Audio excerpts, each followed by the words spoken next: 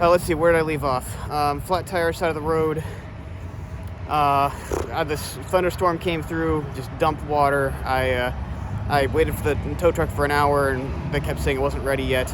So I rode the bike at like 3 miles per hour to which should have been a tire store according to Apple Maps, which I'm not going to trust much longer here.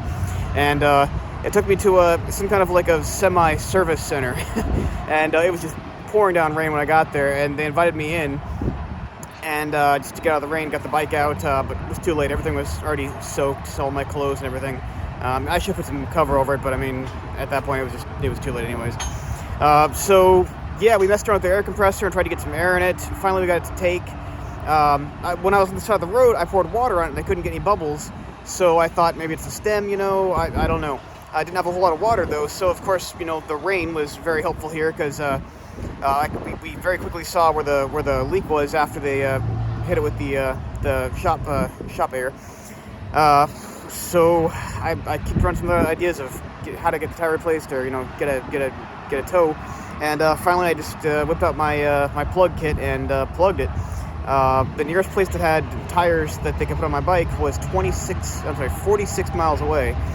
And I did, after I got it plugged and got it aired up to a good pressure, I rode it for about 40 miles on the highway. And then, of course, it started getting really weird and hard to control. And I don't know if you've ever had a flat tire on the front of a motorcycle, but it makes it so you really can't steer. You can't lean because, it's just too much contact surface, I guess. So yeah, that started happening. Of course, I recognized that sensation since it just happened to me. So yeah, I pulled over 6 miles from the shop, and yeah, sure enough, the plug was leaking. I do have some CO2 containers to try and pump the tire up, so I ripped out the old plug, put a new plug in, hit it with the CO2 container.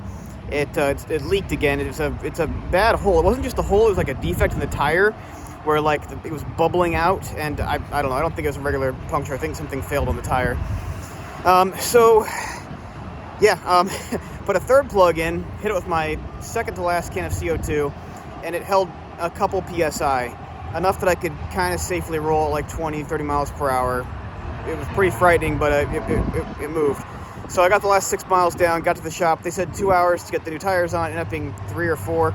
It was a really cool shop, though. They had all kinds of food and snacks and Red Bulls and cookies. And they made a little that was called Instagram. Made an Instagram video out of my bike and the cross country attempt and stuff. They loved it. They loved all the stories and stuff.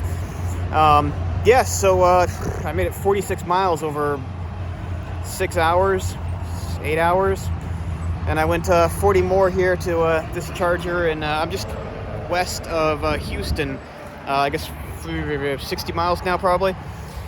So yeah, I'm back into the swing of things. I got maybe like 5% more to go. Oh yeah, all these chargers don't work. I got one that works, so I lucked out. It's been a heck of a day. So yeah, back in the swing of things. Hopefully I can get back into 800-mile days. Finish this up another 48 hours and still be 80 or 80 some odd hours for the whole drive. Here comes an e-tron. They're about to really let down. Let me get out of their stall. But hello to all the new Zeroland subscribers. Hopefully you aren't too let down with the content compared to the quality of work that Sam puts into his. But I'm going to sign out and tell this e-tron person that I'm about to leave. He can take my slot, he or she.